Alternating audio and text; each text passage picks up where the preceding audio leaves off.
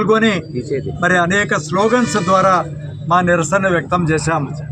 ముఖ్యంగా ఇందులో ఈ కూటమి ప్రభుత్వం అధికారంలోకి వచ్చిన తర్వాత నిజానికి చంద్రబాబు నాయుడు గారు ముఖ్యమంత్రి గారు మేము అధికారంలోకి వస్తే కరెంటు ఛార్జీలను పెంచము, ఖచ్చితంగా వీలైతే తగ్గిస్తాము అనేటటువంటి హామీ అనేక పట్టణాల్లో ఆయన ఇవ్వడం జరిగింది. అయినప్పటికీ కూడా ఆయన ప్రవృత్తి నైజము ఎలా ఉంటుంది అనేది ప్రజలకు అందరికీ కూడా తెలుసు. వారు చాలా కాలం ముఖ్యమంత్రిగా చేసినారు. చెప్పిన హామీలను నెరవేర్చకుండా హామీ ఇస్తారు, దానికి విరుద్ధంగా ప్రవర్తించేటువంటి ఒక నైజంతో చంద్రబాబు నాయుడు గారు వెళ్తున్నారు. మరి ఇదంతా కూడా ప్రజలందరూ కూడా ఏదో మేలు జరుగుతుంది మరి చంద్రబాబు నాయుడు గారి పరిపాలనలో, ఎందుకంటే ఆయన సూపర్ 6 అన్నీ కూడా పెద్ద ఎత్తున హామీలు ఇచ్చారు. అదంతా నిజం అనుకున్నారు. జగనన్న ప్రభుత్వం అంతా ఏదో చెడ్డ చేసింది అనేటువంటి ఒక స్లోగన్ పెద్ద ఎత్తున ప్రజలకు ఇచ్చారు. కానీ ఈనాడు ఏం జరుగుతుందా అనేటువంటిది ప్రజలందరూ కూడా చూస్తున్నారు. అనేక విషయాల్లో ఆయన చెప్పిన వాగ్దానాలకు చేస్తున్న పనులకు ఎక్కడ కూడా పొంతన లేని విధంగా ఈనాడు ముందుకు పోతున్నారు. అందులో ఇప్పుడు మనమంతా కూడా రైతులకు ఎంతో మేలు చేసుకుంటామనుకున్నారు. కానీ రైతులకు ఏ మేలు కూడా ఈ ప్రభుత్వం చేసినటువంటి మరి పరిస్థితులు కనపడలేదు. అంతకంటే ముఖ్యంగా ఈనాడు ఈ విద్యుత్ ఛార్జీలు మనందరికీ తెలుసు. ప్రతి కుటుంబానికి, ఎందుకంటే ఇప్పుడు విద్యుత్తును ఉపయోగించిన వ్యక్తి కుటుంబం లేదు. ఇందులో 15,500 కోట్లకు పైగా ఒక 2 నెలల్లోనే ఇంత పెద్ద ఎత్తున పెంచారు. ఇదే జగనన్న 5 ఏళ్లలో కూడా అతి స్వల్పంగా మరి పెంచితే ఇప్పుడు ఒక్కసారిగా ఇంత ఛార్జీలు పెంచారు. ₹1.05 యూనిట్ మీద పెరిగితే ఆవరేజ్గా 400 యూనిట్లు మనం పెంచితే ప్రతి కుటుంబం మీద కూడా ₹400 పైగా ఈనాడు భారం పడేటువంటి అవసరం. అందుకంటే ముఖ్యంగా ఆనాడు రాజశేఖర రెడ్డి గారి కాలం నుంచి కూడా ఆయన తీసేయడం జరుగుతూ ఉంది. ఇంకా ఎన్ని ఇబ్బందులు పెడతారు, ఎన్ని ఘోరాలు జరుగుతాయి అనేటువంటిది మరి మళ్ళీ చూడాల్సింది. ఈనాడు ఇక్కడ చూస్తున్నాం, మహిళలకు ఎక్కడ కూడా రక్షణ లేనటువంటి పరిస్థితి ఈనాడు నెలకొన్నది. అనేక హత్యలు, మానభంగాలు, దోపిడీలు, దౌర్జన్యాలు ఈనాడు మరి అన్ని చోట్ల కూడా జరగంచుకొని ఇలాంటి ప్రజా వ్యతిరేక ప్రభుత్వాన్ని మరి దానికి విరుద్ధంగా మనం పనిచేస్తూ ఈ ప్రభుత్వాన్ని ఎప్పుడు రేపొద్దున ఎన్నికలు వచ్చినా కూడా దించి ఒక ప్రజా ప్రభుత్వాన్ని జగనన్న ఏ విధంగా మేలు చేశారు. జగనన్న 5 సంవత్సరాల్లో మరి కోట్ల కుటుంబాలకు 2,56,000 కోట్ల రూపాయలకు పైగా జగనన్న మేలు చేసినటువంటి విషయం. ప్రతి కుటుంబానికి కూడా సంవత్సరానికి 1,00,000, 2 లక్షలు లబ్ధి చేకూరినటువంటి పరిస్థితి ఈనాడు ఎవరికి లబ్ధి చేకూరడం లేదు.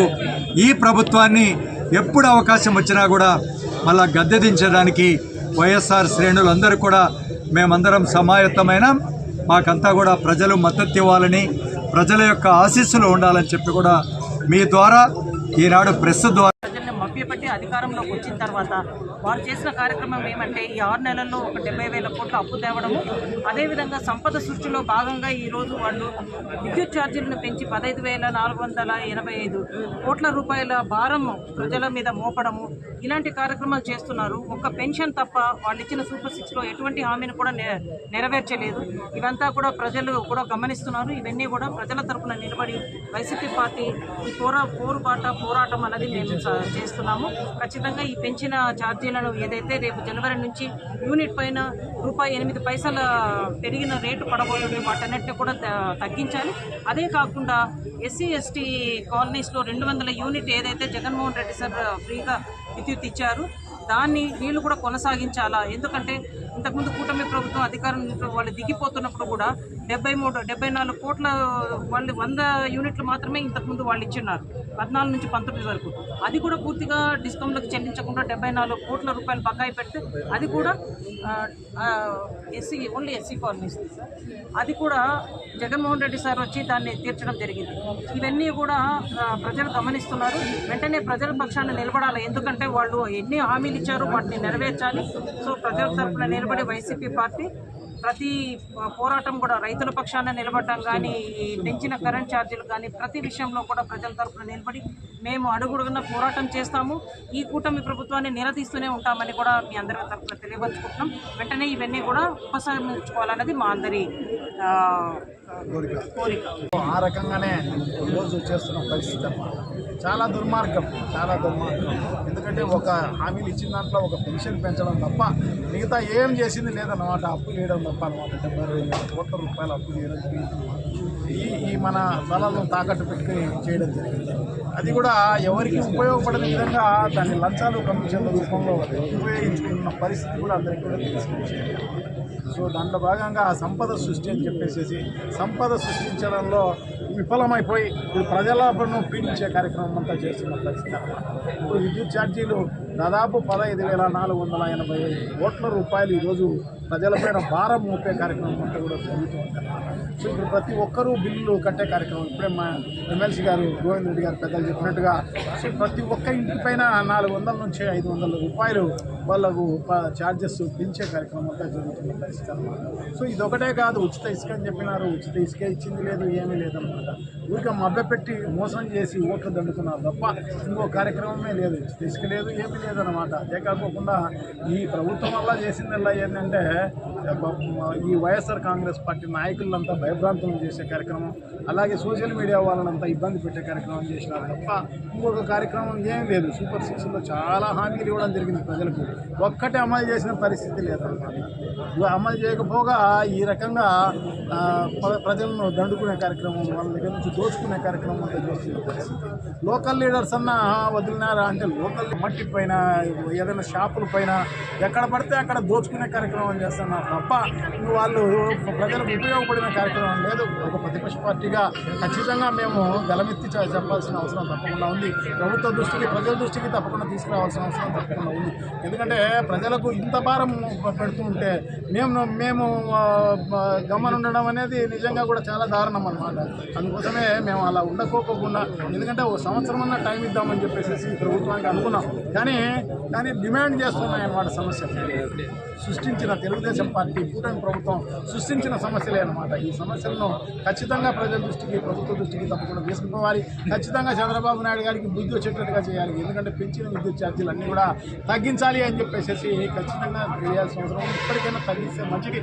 అదే కాకుండా దాదాపు స్వాతంత్రం వచ్చినప్పటి నుంచి కూడా ఎస్సీ ఎస్టీ కాలనీలో 200 యూనిట్లు అనేది ఫ్రీగా ఇచ్చే ఇది సబ్సిడీ అన్నమాట. సో అది కూడా ఎత్తేసిన పరిస్థితి అన్నమాట. సో ఇదే కాదు, ఈ 6 నెలల కాలంలో అనేక రకాలుగా వైఎస్ఆర్ కాంగ్రెస్ పార్టీ అధికారంలోకి ఉంటే విద్యా దీవెన వచ్చిండు, తర్వాత అమ్మఒడి వచ్చిండు, రైతు భరోసా వచ్చిండు. ఈ రకంగా వాళ్ళకందరికీ ఉపయోగం ఉన్న పరిస్థితి ఉందన్నమాట. సో అటువంటిది లేకోకుండా ఈరోజు రైతులకు మద్దతు ధర ఇచ్చిన పరిస్థితి లేదు, ఏమీ లేదన్నమాట. ఎందుకంటే పంట నష్టపోయి రైతులందరూ ఇబ్బంది పడుతున్నా కూడా దాన్ని కనికరించే వాళ్ళు లేరు, దాన్ని చూసేవాళ్ళు లేరు, దాన్ని కొనుక్కునే వాళ్ళు లేరు. మద్దతు ధర ప్రకారం ఒక కేజీ కొనుక్కున్న పరిస్థితి కూడా లేదన్నమాట. సో అదే కాకుండా ఈరోజు పిల్లలందరూ కూడా చాలా దారుణం అన్నమాట. వాళ్ళందరినీ కూడా ఫీజులు వాళ్ళతో కట్టకపోతే, ఫీజులు ఈకపోతే, ఎందుకంటే ఈ విద్యా దీవెన పడలేదు కాబట్టి వాళ్ళందరికీ ఫీజులు కట్టే లేదు కాబట్టి పిల్లల్ని వాళ్ళు ఇబ్బంది పెట్టే కార్యక్రమం చేస్తున్నారు. మీరు డబ్బులు కట్టండి, లేకుంటే పరీక్ష రాయించము అని చెప్పేసి చెప్తున్న పరిస్థితి అన్నమాట. అన్ని రకాలుగా ప్రజలందరూ ఇబ్బంది పడుతున్నారు. అది కాకుండా ప్రజలందరూ కూడా అనుకుంటున్నారు అన్నమాట, పాలిచ్చే ఆవును పోగొట్టుకుని తన్నే దున్నపోతులు తెచ్చుకున్నామని చెప్పేసి ప్రజలందరూ కూడా భావిస్తున్నారు. సో డెఫినెట్గా ఈ ప్రభుత్వానికి బుద్ధి చెప్పే రోజు తొందరలోనే వస్తుందని చెప్పి తెలియజేస్తుంది.